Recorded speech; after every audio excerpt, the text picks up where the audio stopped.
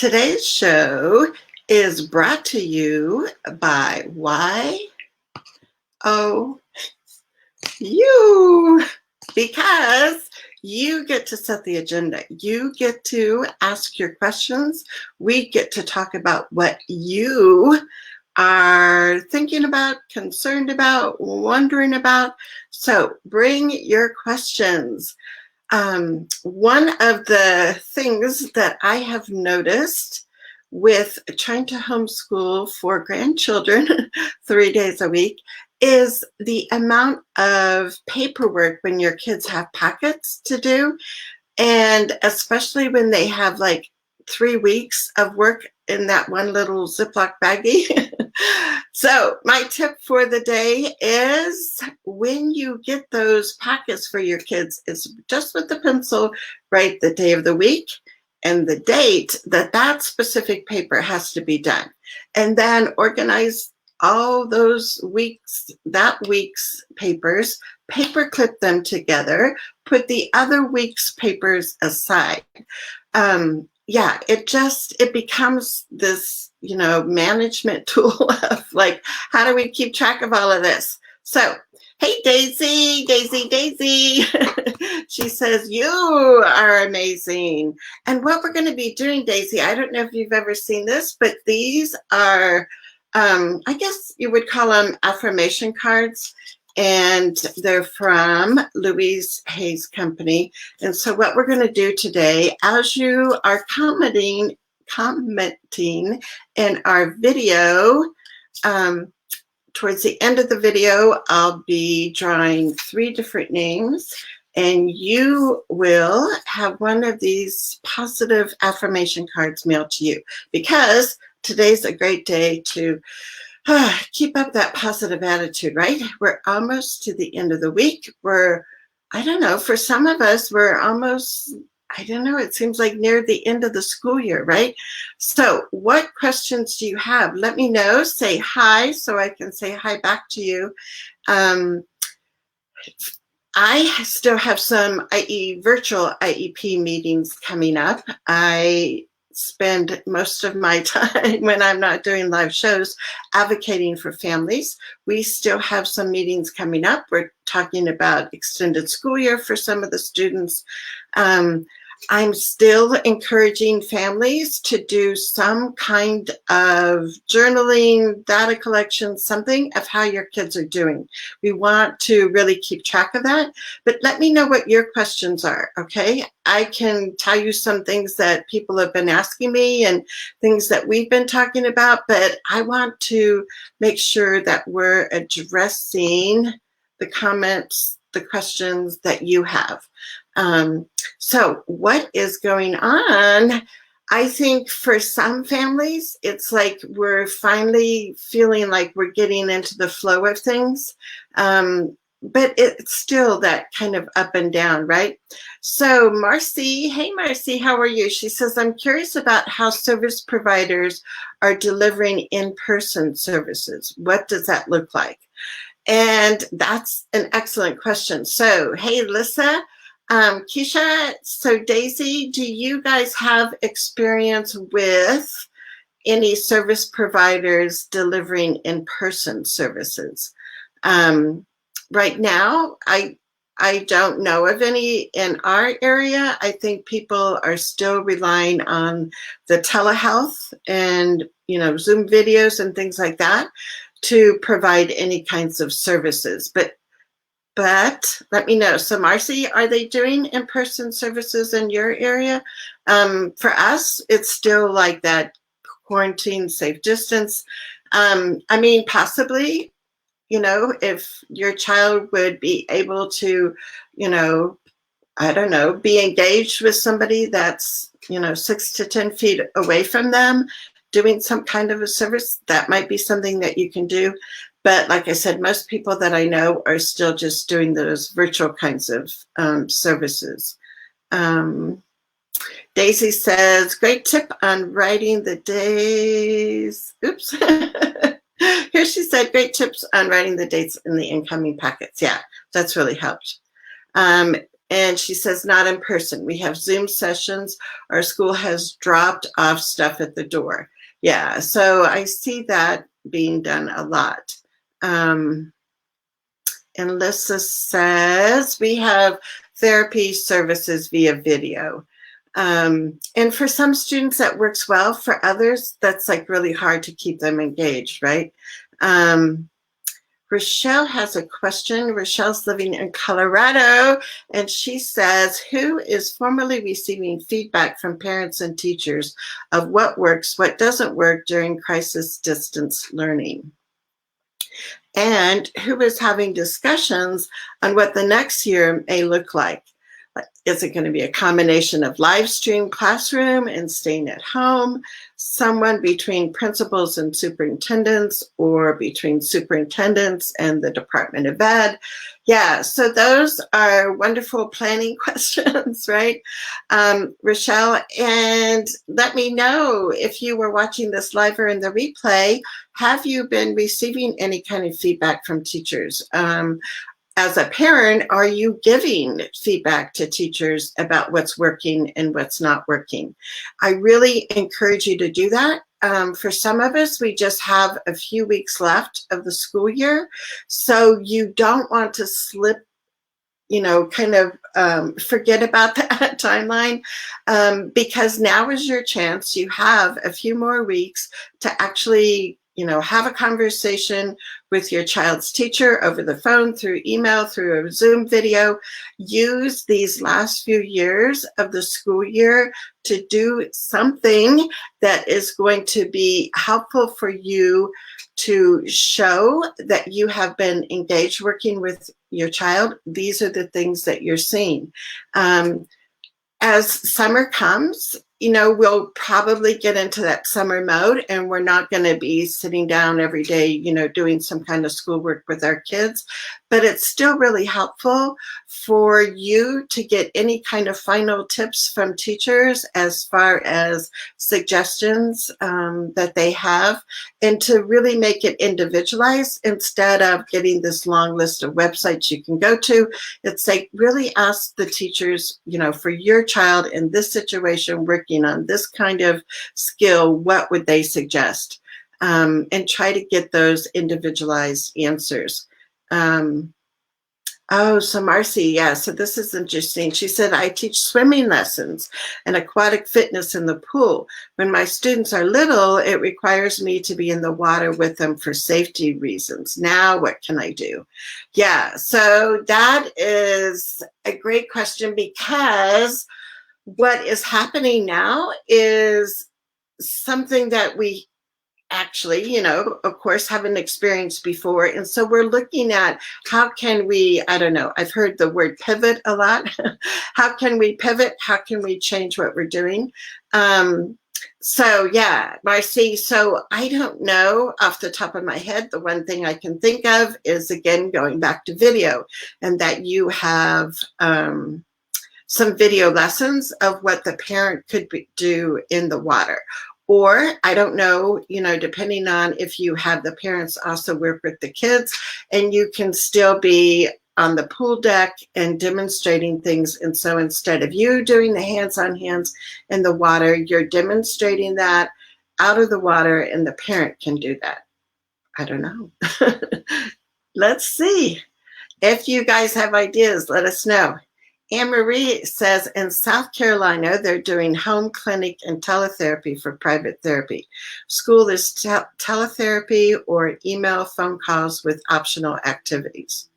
Yeah, and I'm hoping that your child is getting the related services that they are supposed to be getting during the school year.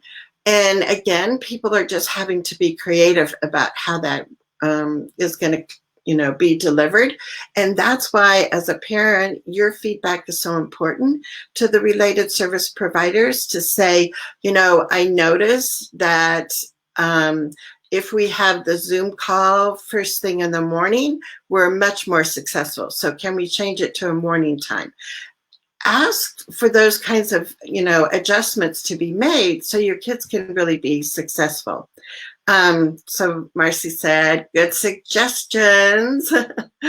Alyssa says, Rochelle, it took a while, but finally for us, communication from the school has been daily with my son's para, and we finally got Wi-Fi at our house. So blessed to be able to access Zoom. So yes, that is wonderful, Alyssa.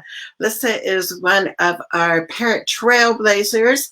And if you would like more information about our Trailblazer group, let us know. But that is like so important, is to have that communication. Teachers are still being paid. Most paras are still being paid. We want to take it, advantage of the few weeks that we have left to have that communication with them. And they, I think, as teachers and paras, they want to have that feedback too, because they want to be successful with your child.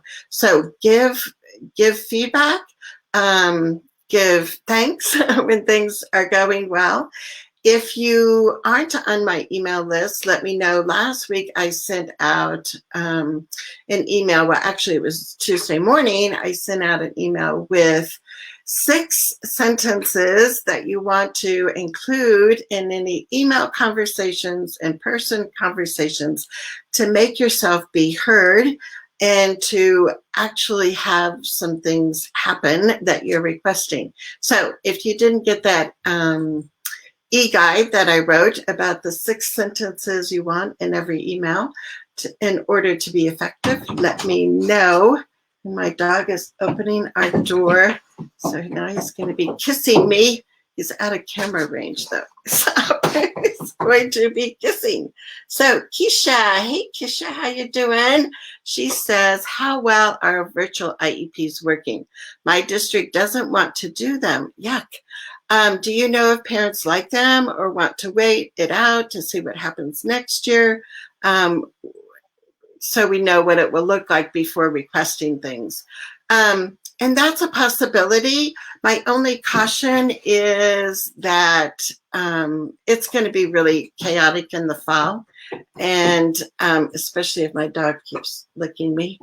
And so my suggestion in most cases is that you go ahead and request in writing, send an email and request for your annual IEP or whatever other kinds of IEP meetings you need to have now. If you need to have one to talk about extended school year, go ahead and schedule that now. It's there's that nuance of you're not there in person. You can't see everybody's body language at once. And that's why one of the tips that I have for virtual IEP meetings is to ask that everybody have their camera on, because that does help be able to at least see people's faces. But I think there's going to be a lot of meetings in the fall that are typical annual review fall times. There's going to be meetings making up for spring meetings that didn't happen. There's going to be meetings in the fall about compensatory education. Yeah, so the schedule's going to be pretty tight in the fall. My suggestion is go ahead and do it now, but let us know if you're watching live or in the replay. What has been your experience with virtual IEPs, and what do you think? Should they go ahead and be scheduled now or wait until the fall? Yes, and so Carolyn says she wants the 6 sentences. So Carolyn, just send me a private message with your email, and I'll make sure that you get that. This is a good point, Marcy. She says, to Keisha, the IEP is for what the child needs, not based on the environment or what the district has to offer. Ask sooner rather than later. What wonderful advice, Marcy. Thank you for being here.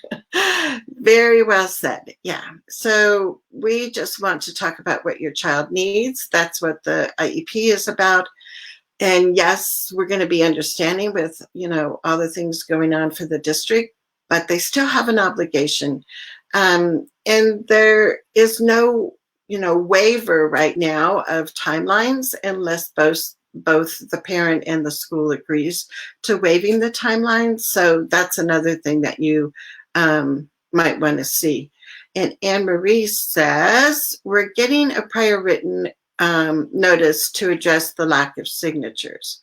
So, okay. So, and that's a good point, because when you do virtual IEPs, you're not going to be there to either sign the paper to say attendance, or if you're in a consent state where you have to sign to give consent for the IEP, when you do virtually, right, you're not there. So some school districts are sending out docu signatures, kind of like if you've ever signed a legal paper for real estate or something like that, where you can use your online signature. So some school districts are doing that. Some school districts, like Anne Marie is saying, they're just noting it in the prior written notice that this was a virtual IEP meeting. These were the people in attendance, things like that. So you still want to try and get all of that document. Carolyn, she's lucky. She's having her first virtual meeting on Tuesday. So Carolyn, how are you feeling? The one thing that I always, advise families when I'm working with them as an advocate is to get a copy of the draft IEP ahead of time. So Carolyn, did you get a copy of the draft IEP? You really need to treat these virtual IEP meetings just as you would if you were going to the school in person. So do your standard, request the draft copy of the IEP. You want to have some days to process it, to jot down your notes. And what I'm going to be doing for our parent trailblazers next week for our training is showing this tool that I've just started using that I really, really like, as far as when I'm reviewing an IEP, how I can make sure that I capture the questions that I want to ask during the meeting. So for our parent trailblazers here with us, that's coming up next week in our training. And if you're not a member yet, you can be. So let me know if you're interested. Keisha says, thank you. I've requested and they canceled and said no. So I requested again, waiting for a response. So how interesting. So the other thing that I would look at, Keisha, is did they give you any kind of prior written notice form where it's more formally like this was the request from the parent, these were the things that we considered, this is the reason why we're saying no at this time. You want to have that documentation for your paper trail. And Keisha, I can't remember what state are you in.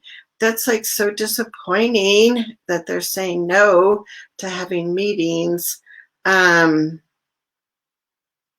And Marcy says virtual IEPs can also be done via email at the same time or live like this meeting so that everyone can comment and participate is also in writing. Yes, yes. And Mary says, I just want to say thank you for being such a wonderful, accessible resource for us. It's so important during this crazy time. And Mary, thank you for being here. And Mary, I'm not sure if you're on my email list. I was just saying, like this past Tuesday, I emailed a e-guide, and the basic premise of it was the 6 sentences that you want to have in every email in order to be more effective. And then I've also sent out things about how parents can easily track your child's progress at home. So if you're not on my email list, let me know, because each week I'm sending out more information like that that can be really helpful. So Daisy, yay, she said that she's interested in the Trailblazer. So I'll get back with you, Daisy, and we can talk about that. Mindy, she's one of our Trailblazers. Hey, Mindy. We're planning on not having our annual case conference until the fall. We'll have informal meeting in a few weeks. Noah's going into 1st grade, not sure what things I should think about to ask. Reluctant to have official conference after school begins. Do you think this is unwise? Well, the thing is, when school starts in the fall, you want to have things up and ready to go, right? So if you look, Mindy, at the IEP that he has now as a kindergartner, do you think that the goals written in there, the accommodations written in there, will that easily be appropriate for his first grade setting? If it is, and you want some more time to think about things and to get ready for the IEP meeting, you could consider, waiting into the fall. If his current IEP as a kindergartner really isn't going to work when he is a first grader, then I would really advise you to have your IEP meeting in the spring now, because otherwise it will be kind of awkward that those first few weeks of school if his IEP doesn't really fit that first grade setting. So especially if, and Mindy, I don't know if you have full-time kindergarten or half-time, but if it's a half-time kindergarten program going to full-time first grade, that's going to impact his service times and all of that.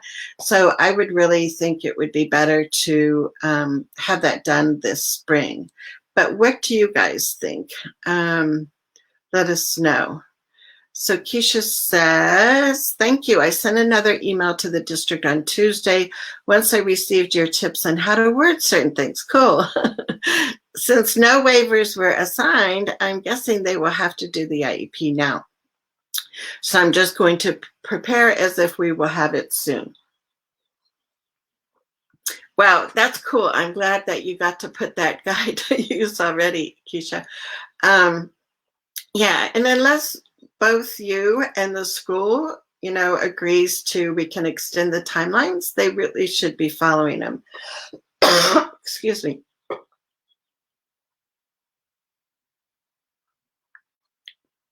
And Anne-Marie has a good question. She says, what's included in a, quote, homebound IEP that would help smooth the transition in and out of school? School may be 2 days in the brick and mortar and then 3 days at home. Yeah, and this is something that when I sent out my tips for online meetings, one of them was to talk about that transition back to the brick and mortar school in the fall. For some students, it won't be that big of a deal. They can go to the back to school picnic, a few days before school starts, meet their teacher, and everything's hunky-dory.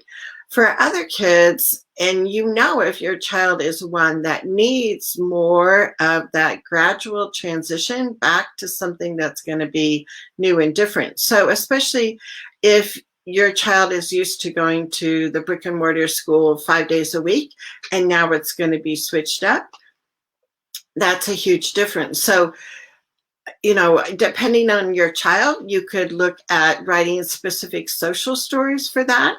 And while your speech and language person and your special ed teacher are still working this spring, you could ask them, could you develop a social story about going back to school in the fall? So during the summer, I can have that discussion with my child. They can keep, referring back to that social story. And then it's just looking at certain routine kinds of things of what helps your child. So if your child is going to have a schedule where it's a couple days at school, 3 days at home, simple calendar with, visual icons of today's go to school day, today's a school at home day or whatever, setting up visual kinds of schedules and reminders like that could also be helpful. So what other ideas do you guys have for Anne-Marie? And Anne-Marie, so are they looking at that kind of schedule for 2 days in the school building and 3 days at home? Is that something that they're looking at, district-wide, school-wise, or is that a choice that you're making, that you want your child to only go a couple days to the brick and mortar, 3 days at home? I know some districts are talking about for the fall is to have, a kind of alternating schedule. So not all the students are in the school building at one time, but I'm not sure. I'm sure principals are like pulling out their hair trying to figure out a schedule, and all of it is like so like up in the air, right? But you know what? I forgot. I did bring my crystal ball today. So maybe I should be consulting the crystal ball for the answers, right? I don't know. I think the crystal ball is quiet today. But yeah, there's so many ifs and we don't know exactly what it's going to look like. I mean, there's predictions that, with when the normal flu epidemic, starts again in the fall, will the coronavirus come back? Will schools be shut down again? I don't know. I know recently the Colorado governor had said, just kind of planting the seed to tell schools they might not open again until January of 2021. So it's like very much up in the air. Yeah, it's like really. Oh, so Anne Marie said that's going to be statewide. Interesting. Yeah, so for sure, I think while your teachers are still working before summer break, is to ask, what is this going to look like? How can I prepare my child? What are some ideas that the teachers have? I would guess that they're having to come up with some kinds of visual schedules and things like that for students. So ask them about that during the springtime here. So let me see. I want to make sure that I'm not missing anybody's questions. Oh, cool. So here's Lissa from Idaho. She said, this is neat, wanted to share. Our school set up a competitive virtual track competition. How cool. With all the kiddos on the track team. Oh, how nice. And they video their times on running the 100-meter or 50-meter and post the fastest times. I say very inventive of what they came up with. Isn't that a great idea? Yeah, and I know, Lisa, for your son, the track team was like the one big hook that he had for going to school that was real motivating them to your son. So how cool is that the school came up with that? I know, I was just thinking this morning of like when I was a teacher, the end of the school activities that we did, there was a student and a staff talent show. There was a field day where we had, activities outside and did chalk sidewalk art. And all of those kind of traditions are going to have to be changed. I have a friend, Julie Harmon, her son, Nick, has Down syndrome, and he's graduating from the University of Colorado, and they're going to have a drive-by graduation party for him. So instead of an open house, it's an open drive-by and honk. So yeah, and I think we want to come up with some ideas for our kids to still celebrate the end of this year and continuing on for next year. I think almost all the schools are saying that, if your kid was making adequate progress in March, and, especially if they're graduating seniors, they're going to still graduate. Your child is going to still go to the next grade level. So we still want to give them that sense of celebration and success. So it would be fun if you guys have ideas about what your family is going to do, or, what the school has planned. So what other questions do you have? I'm going to scroll. Oh, you know what we should do, because we have a lot of you guys right here. So why don't we do one of our, so let's go for letter Y. I have this scientific way where I close my eyes and scroll through and I will pick a lucky winner for this affirmation card. And cool, it's Anne-Marie. So Anne-Marie, you'll have to send me your mailing address. But this one says, my mind is a powerful healing tool. So isn't that cool? And then on the back, it says, every day I choose to send loving, healing energy to the planet. What I do with my mind does make a difference. So, Anne-Marie, send me your mailing address and I'll mail this to you. I'm going to put your name on here. So keep your questions coming. And we'll do one more card here. So we've got another card. So I'm going to close my eyes and scroll and see who gets this lucky one. Mindy. Hey, Mindy. So yes, Mindy, send me your, let me write your name. Send me your mailing address and let me read what your card says, Mindy. It says, I am open and receptive to all good. And on the back, it says, I deserve to love, live in an atmosphere of joy and acceptance. So I like these. These are in a box that I have ordered from Louise Hay's company. But, you know, sometimes these just kind of are the appropriate thing to remind ourselves and to kind of have that positive energy going into our day, right? So, all right, Anne-Marie and Mindy are two lucky winners. And we'll also give one more away. And, oh, yes, Mother's Day is coming up.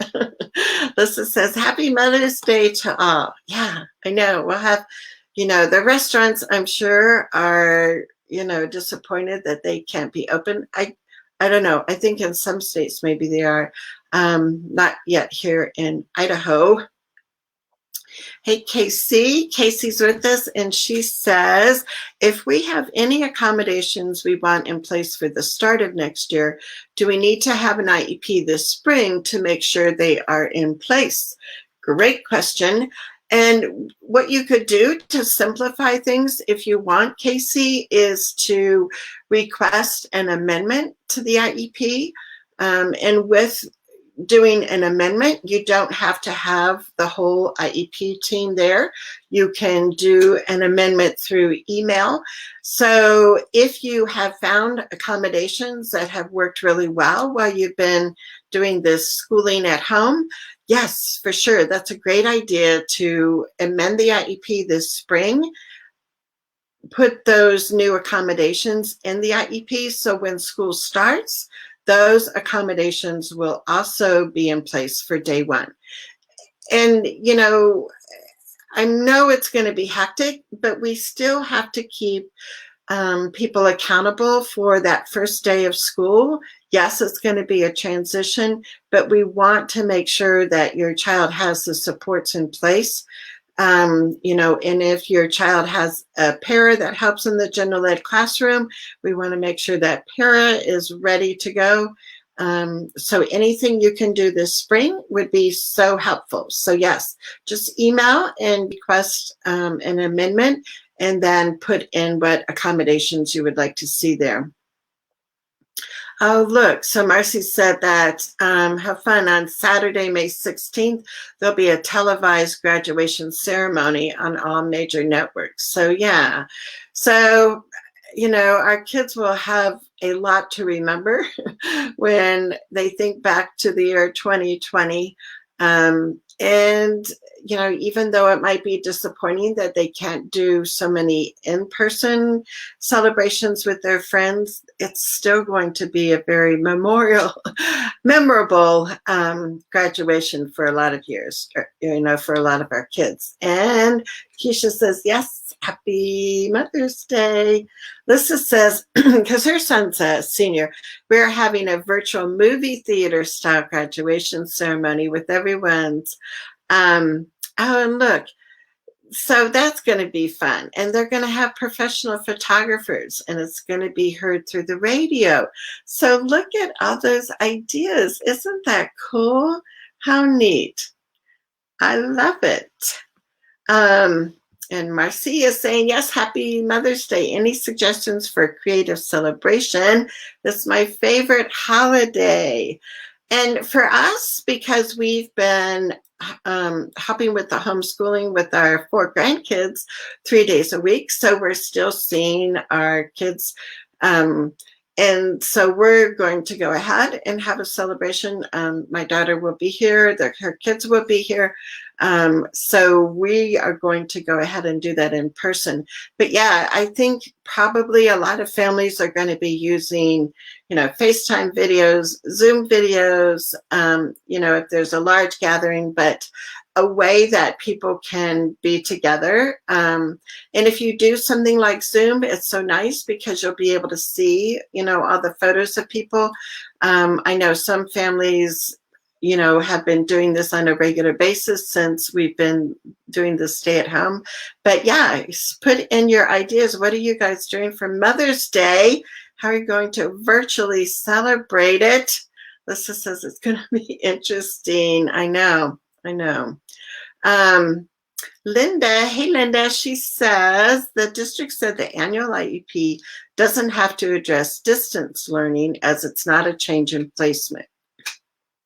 So Linda, remind me what state you're in. And the reason why I ask that is because there's so many different directions, guidelines, guidance that different states are giving. And so it depends. It depends on what state you're in. I still would say that somehow there needs to be something in writing about what the district is accountable for delivering while the school building is closed. And it's not to replace the IEP, but it is to give families assurance of what they can expect from the district during this distance learning time. So if your district is saying that it doesn't have to be addressed for distance learning, then see what the rest of that sentence is. I mean, do they say, therefore, we don't have to have a virtual IEP meeting, but we are going to give you this distance learning plan? So what is kind of the rest of the story there, Linda? Let us know.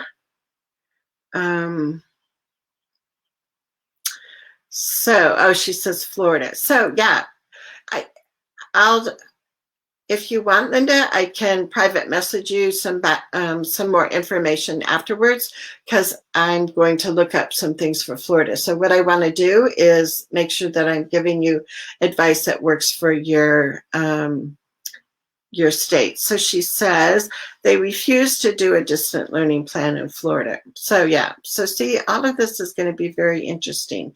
And so those email communications are going to be important for your paper trail that you put together, because to me, that would have weight when you go back in the fall. And if you're considering to ask for compensatory education, and you can say, there was no distance learning plan this whole time.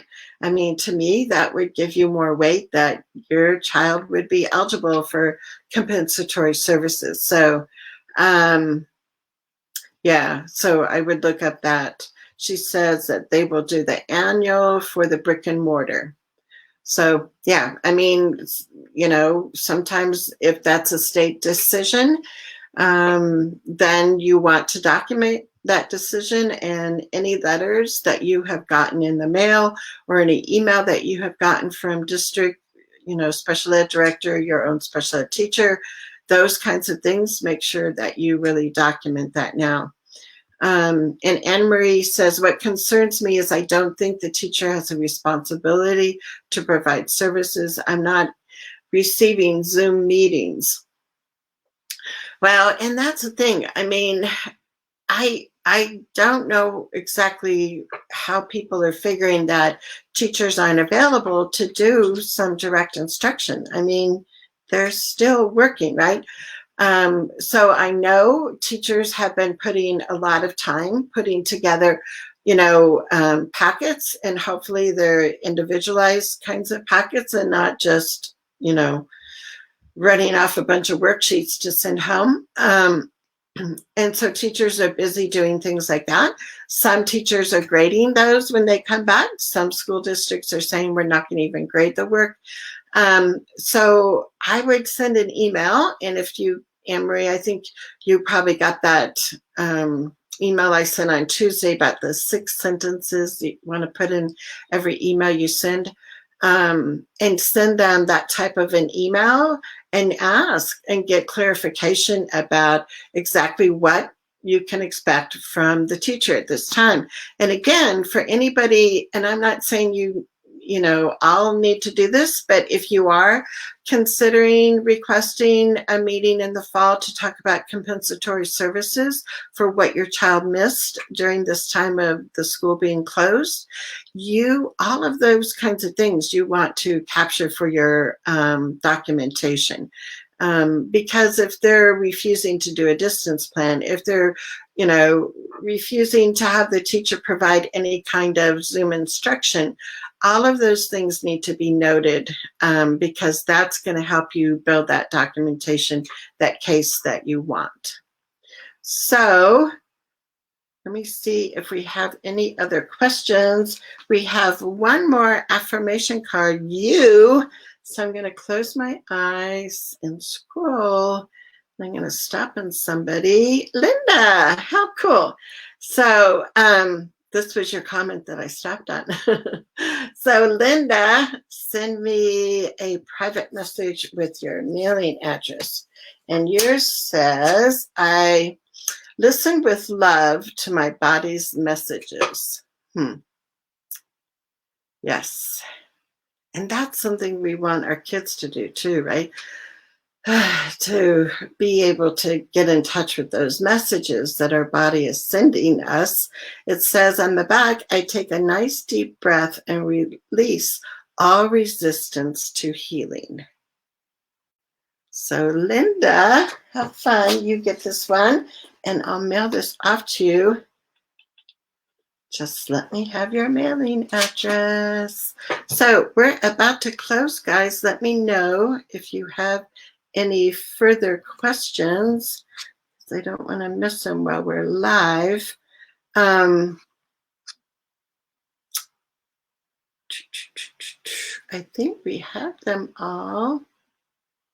So Lissa has another comment. She said, they're going to have the graduation at our local University of Idaho. Wow. My son thinks it's awesome. He gets to be the only class to graduate from high school at the university. Yeah, isn't that fun? That's pretty amazing. So yeah, thank you to the creative teachers. Thank you to the creative parents. Because the ideas that you guys are coming up with are so worthwhile and make such a difference because you know your child. So when you can have conversations, when you can email the teacher, make sure that you're giving them feedback on what's working and what's not working. Because to me, the silver lining of being at home this time with our kids is that you're learning so much more about how your child learns best, and different little tips and strategies that you have tried. The teachers need to know what didn't work just as much as they need to know what did work. And I'm hoping then as school resumes in the fall, that all of those little nuance notes that you've made about how your child is doing as a learner can be incorporated into their next IEP. So I wish you well. Have a wonderful weekend. For all the moms out there, take some time, right, to put your feet up, to look at a magazine, to read a book, to watch TV, whatever you want to do on Mother's Day. Since it's going to be a different situation, have fun, enjoy yourself, know that you deserve this break, and we will see you next Thursday right here at noon Mountain Time. So take care, and we will be back.